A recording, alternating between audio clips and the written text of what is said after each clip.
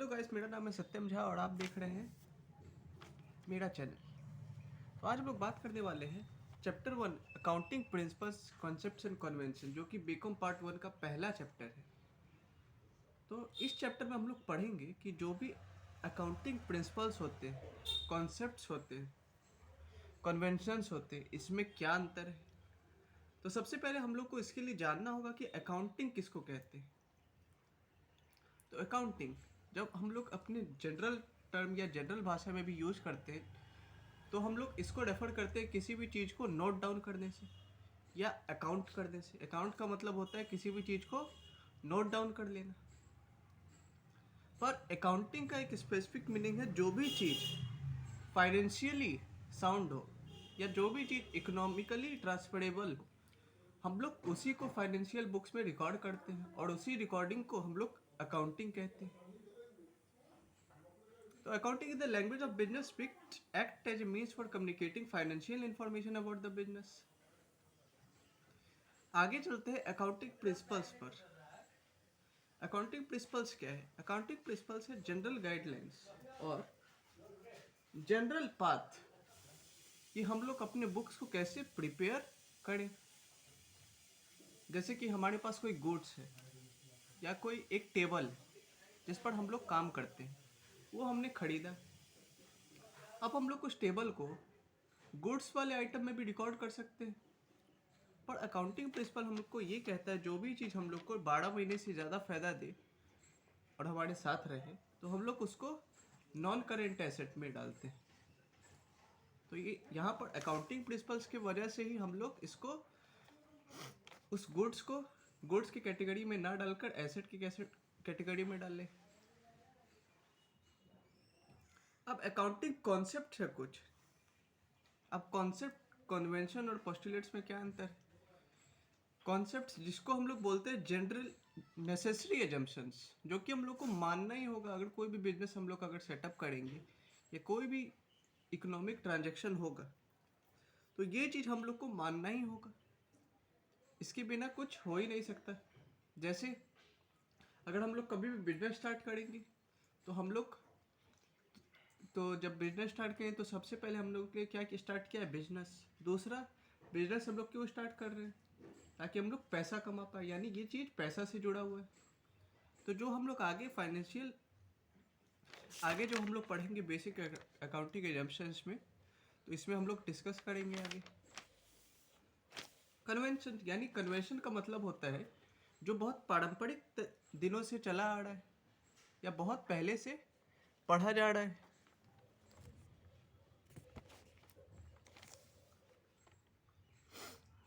तो आप लोगों ने नाइन्थ में पढ़ा हो, नाइन्थ या 10th में पढ़ा भी होगा conventional source of energy, non conventional source of energy.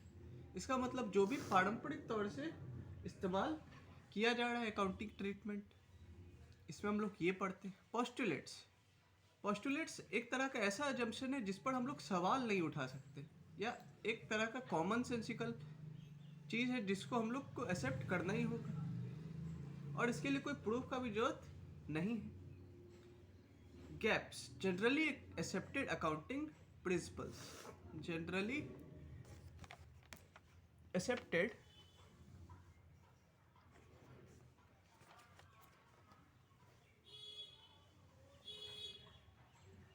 Accepted accounting principles.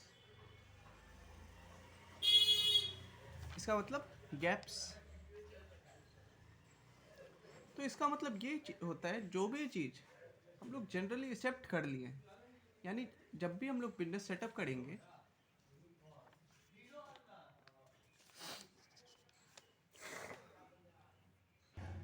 तो अब हम लोग पढ़ेंगे गैप्स, यानी जनरली एक्सेप्टेड अकाउंटिंग प्रिंसिपल्स, यानी these principles that are generally accepted by humans, और जो कि हम लोग एक्सेप्ट करते ही हैं जनरल तौर पे।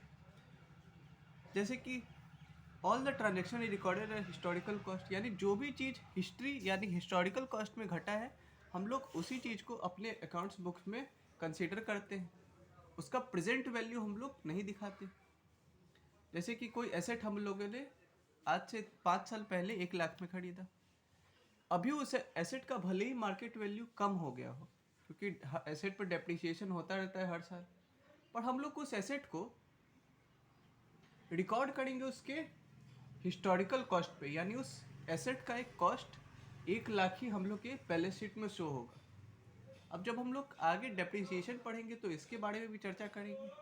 तो ये हम लोग इसमें अलग से एक डेप्रिसिएशन अकाउंट बनाते हैं जो कि एज ए लायबिलिटी उधर ट्रांसफर हो जाता है।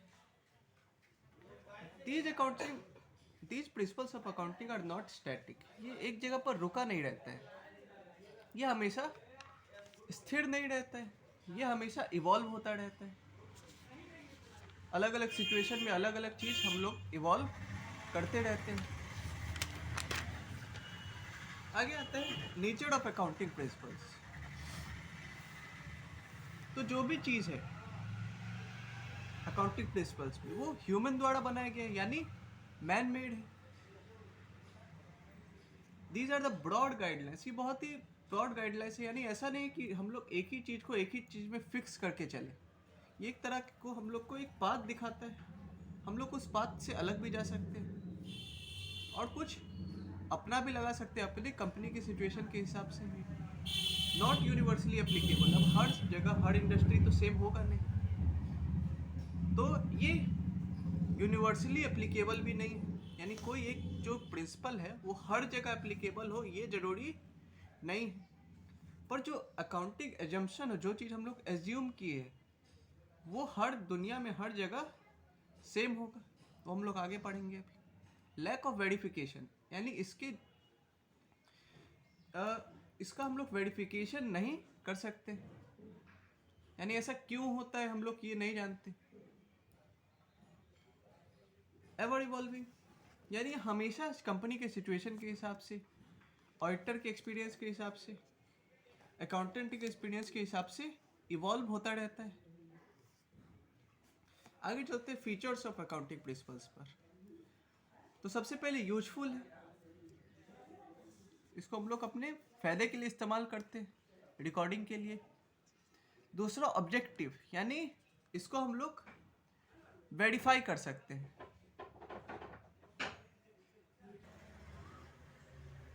फीचर्स ऑफ अकाउंटिंग प्रिंसिपल्स, यानी ये जो हम लोग अकाउंटिंग प्रिंसिपल्स पढ़ रहे हैं उसका क्या क्या फीचर है।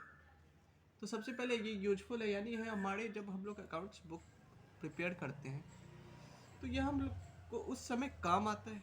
दूसरा ऑब्जेक्टिव, यानी ये वेरीफाइएबल है, यानी कुछ प्रिंसिपल्स ऐसे हैं जिसको हम लोग वेरीफाई कर सकते हैं, यानी देख सकते हैं कि ऐसा क्यों हुआ है। पर बहुत सारे प्रिंसिपल्स ऐसे भी हैं जिसको हम लोग वेरीफाई नहीं कर सकते, यानी ऐसा क्यों हुआ है ये हम लोग नहीं जान सकते, और एक तरह से हम लोग इसको एज्यूम कर लेते हैं, पर ये प्रिंसिपल्स ही होते हैं। आगे चलते हैं फिजिबिलिटी, यानी ये प्रैक्टिकली इजी है इम्प्लीमेंट करने में, यानी जो भी चीज़ हम लोग के फर्म में या बिजनेस में घट रहा है उस हिसाब से हम लोग अपना प्रिंसिपल्स बनाते हैं और ये उस हिसाब से इम्प्लीमेंट किया जाता है। यानी अगर मान लीजिए 1 साल अगर किसी एसेट पर डेप्रिसिएशन WDV मेथड यानी रिटन डाउन वैल्यू मेथड के हिसाब से लगा तो अगले साल भी उसी हिसाब से लगेगा और इसमें चेंज नहीं होगा। आगे चलते हैं अकाउंटिंग प्रिंसिपल्स एंड क्लासिफिकेशन।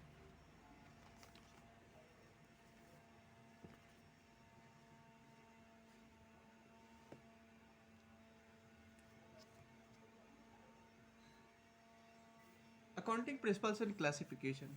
अब अकाउंटिंग प्रिंसिपल्स को भी 3 भाग में बांटा गया है, अकाउंटिंग अजम्पशंस, बेसिक प्रिंसिपल्स और मॉडिफाइंग प्रिंसिपल्स। अकाउंटिंग अजम्पशंस यानी ऐसे एजम्पशंस जिसको हम लोग मान लिए, यानी कॉमन सेंस से हम लोग देखते हैं तो उस हिसाब से हम लोग मान लिए हैं कि अगर बिजनेस हम लोग सेटअप करेंगे तो ये 4 चीज़ तो हमेशा होगी। जैसे कि सबसे पहले सेपरेट बिजनेस एंटिटी कॉन्सेप्ट। तो जब भी हम लोग अगर बिजनेस बनाएंगे या बिजनेस सेटअप करेंगे, भले ही वो सोल प्रोप्राइटर हो, पार्टनरशिप हो या कंपनी हो, तो उसमें सबसे पहला चीज़ क्या होगा, वो बिजनेस। दूसरा सबसे बड़ा चीज़ ओनर। तीसरा सबसे बड़ा चीज़ जो भी हम लोग ट्रांजैक्शन करेंगे वो हमेशा मनी में होगा, यानी पैसे रुपए से हमेशा जुड़ा हुआ होगा। चौथा, किसी खास पीरियड के लिए होगा, यानी ऐसा नहीं है कि हम लोग इन्फिनिट काल तक हम लोग बनाते चले जाएंगे अकाउंट्स का बुक, वो किसी खास टाइम में क्लोज होगा। आगे गोइंग कंसर्न कॉन्सेप्ट, अगर एक अकाउंटेंट रखा गया है और कोई भी मेथड लगाया जा रहा है तो ऐसा माना जाता है कि वो फर्म हमेशा कंटिन्यू करेगा, उस हिसाब से जो भी हम लोग प्रिंसिपल्स लगाते हैं तो वो काम करते हैं। तो सबसे पहले हम लोग पढ़ेंगे सेपरेट बिजनेस एंटिटी कॉन्सेप्ट, और जिसको एंटिटी कॉन्सेप्ट भी कहते हैं। तो जब हम लोग अकाउंट्स प्रिपेयर करते हैं, अकाउंट्स बुक प्रिपरेशन के टाइम में बिजनेस और ओनर दो सेपरेट लीगल एंटिटी होती हैं। जैसे कि मान लीजिए हमारा एक बिजनेस है,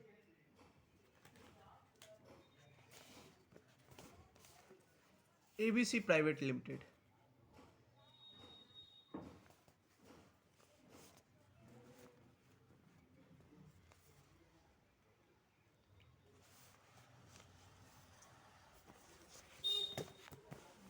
मान लीजिए हमारा एक बिजनेस है, एबीसी प्राइवेट लिमिटेड। अब उसका ओनर या फाउंडर मिस्टर सत्यम राज है।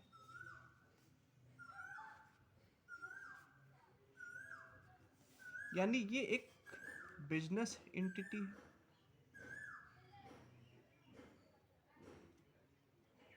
और ये एक पर्सनल एंटिटी है।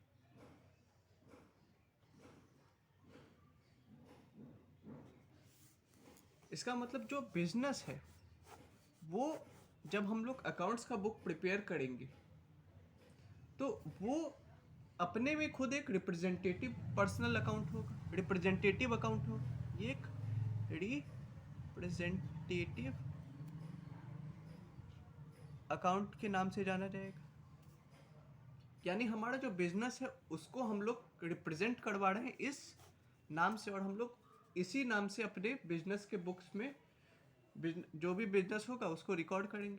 जबकि जो मिस्टर सत्यम राज है वो नॉर्मल एक इंसान है, यानी इस उनका जो ये चलेगा, जो भी अकाउंट बनेगा वो एक पर्सनल अकाउंट के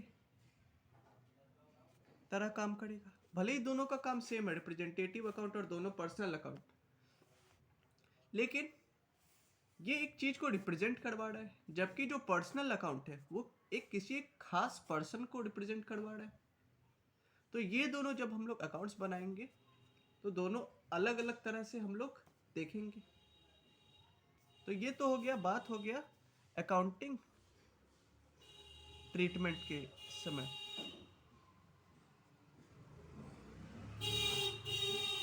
अब मान लेते सत्यम राज ने बैंक से लोन ले लिया 5 लाख का, और 3 साल बाद आफ्टर 3 years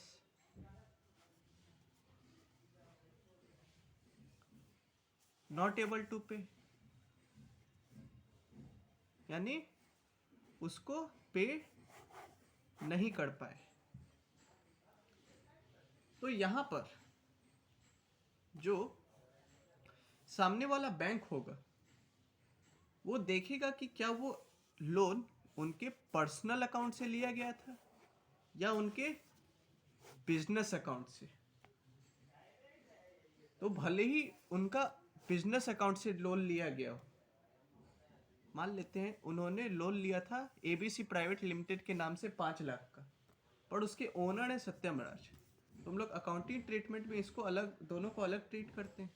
पर जब लीगल केस हो जाता है, जब हम लोग क्योंकि 5 साल के बाद हम लोग लोन नहीं चुका पाए तो बैंक ने हम लोग पर केस कर दिया, तो जो कोर्ट होगा वो कंपनी और जो ओनर है दोनों को एक जैसा ट्रीट करेगा, यानी एक इन दोनों को एक समझेगा। इसका मतलब कंपनी का मतलब ओनर, क्योंकि कंपनी जो है उसको तो जेल नहीं हो सकती लेकिन ओनर को हो सकती है। तो इसीलिए जो भी फाइन है, जो भी ये सब चीज़ है, केस है, यानी लीगल जो भी प्रोसीजर है उसमें बिजनेस और ओनर दोनों साथ में ट्रीट किए जाते हैं। तो इसको अगर सम अप कर दें, अकाउंटिंग ट्रीटमेंट में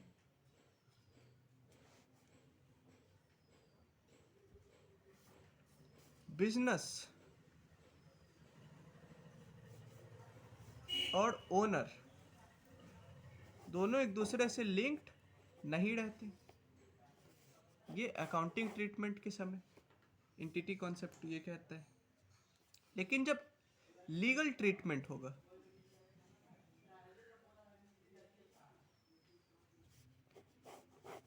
मान लेते हैं केस, फाइन, पेनल्टी एटसेट्रा, तो उस समय बिजनेस और ओनर दोनों एक जैसे ट्रीट किए जाते हैं, यानी इन दोनों को एक समझा जाता है।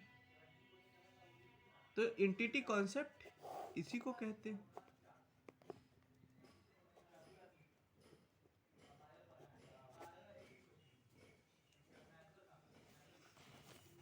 तो अब आगे चलते हैं गोइंग कंसर्न कॉन्सेप्ट, यानी जिसको हम लोग बोले थे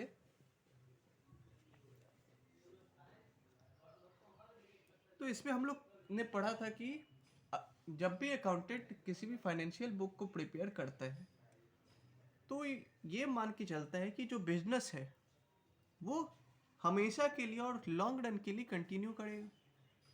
पर इसका मतलब ये नहीं कि वो अपना जो अकाउंट है वो पीरियोडिक वाइज या पीरियड वाइज रिकॉर्ड ना करे, उसको एक सर्टेन पीरियड में रिकॉर्ड करना होगा।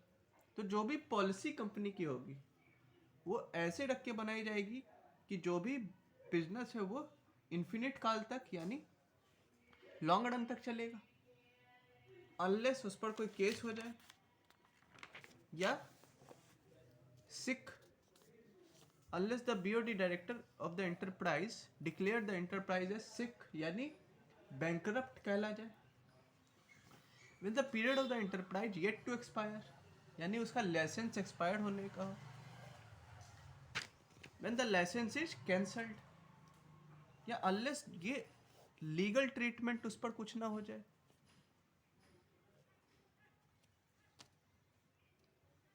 तो ये हो गया अपना गोइंग कॉन्सेप्ट, यानी जो भी हम लोग जो अकाउंटेंट होगा वो हमेशा बुक इस तरह से प्रिपेयर करेगा कि हम लोग का जो भी अकाउंट्स है वो लॉन्ग रन तक चले। आगे चलते हैं मनी मेजरमेंट कॉन्सेप्ट। तो ये एक बहुत ही बेसिक अकाउंटिंग एजम्पशन है। जो भी चीज़ हम लोग एज्यूम किए कि जब भी हम लोग बिजनेस सेटअप करेंगे तो हम लोग क्यों करेंगे, पैसे रुपए के लिए। तो जो भी चीज़ हम लोग को पैसा रुपया से जुड़ा हो, जो भी ट्रांजैक्शन पैसा रुपया से जुड़ा हो, those transaction or events or fact which involve monetary value are recorded on the books of account only। Non monetary value यानी जो भी चीज आपको पैसा नहीं दिला रही, यानी क्या हो गया, कोई भी चीज यानी किसी वर्कर का एक्सपीरियंस, ठीक। तो ये सब क्या है, non monetary value.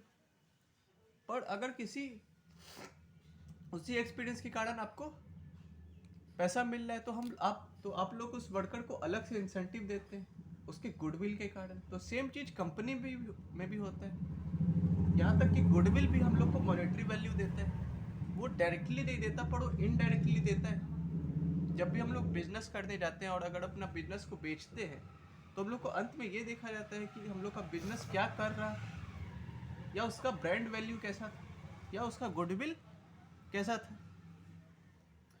Its limitation is that the continuous value of money is not measured and termed as stable। और इसको अगर ये माना जाता है कि अगर हम लोग एक यूनिट में मेजर कर रहे हैं, मान लेते हैं अगर हम लोग मनी को रुपया में मेजर कर रहे हैं तो हम लोग उसको हमेशा रुपया में ही मेजर करेंगे, ठीक। आगे अकाउंटिंग पीरियड कॉन्सेप्ट। तो जो भी अकाउंट्स का बुक हम लोग प्रिपेयर करेंगे उसका हम लोग एक खास पीरियड रखेंगे या खास अवधि रखेंगे कि उसके बीच में जो भी ट्रांजैक्शन हो उसको सम अप करके हम लोग अंत में प्रॉफिट या लॉस निकाल दें। The life of the business is divided into appropriate segments for studying the results. Hence, it is not possible to analyze the business that in its lifetime, that is going concern के अगर हिसाब से बनाते रहें, तब तो जब entity बंद होगा या बिजनेस एंटिटी बंद होगा उसी समय हम लोग प्रिपेयर कर सकते हैं। ये गोइंग कंसर्न का उल्टा है। इसमें हम लोग जो भी लाइफ है बिजनेस का उसको हम लोग पीरियड में बांट देते हैं। जनरली हम लोग पीरियड 1 साल का लेते हैं। तो उसमें अब वो 1 साल जब हम लोग क्वेश्चन आगे बनाएंगे तो वो 1 अप्रैल से 1 मार्च भी हो सकता है जनरली 11th-12th के बुक में। और जो भी बुक सब है उसमें ये दोनों डेट दिया रहता है, या तो 1 अप्रैल से 31 मार्च या 1 जनवरी से 31 दिसंबर। इन्हीं 2 समय बुक ओपन या क्लोज होता है। यहाँ पर ओपन होता है, यहाँ क्लोज होता है। तो यही चारों चीज है यही चारों बेसिक अकाउंटिंग एजम्पशन है जो कि हम लोग को अज्यूम करना पड़ता है, या जो भी हम लोग अज्यूम करते हैं जब हम लोग बिजनेस सेटअप कर रहे हैं। तो ये मेरा फर्स्ट वीडियो था। आप लोग को अगर अच्छा लगा तो इस पर लाइक करें, कुछ कमेंट कर दे अगर कुछ सुधार का इम्पोर्टेंस हो तो, सुधार का अगर ज़रूरत हो तो थैंक यू फॉर वॉचिंग। अब इसके आगे हम लोग बात करेंगे बेसिक अकाउंटिंग प्रिंसिपल्स के बारे में अगले वीडियो में। Thank you.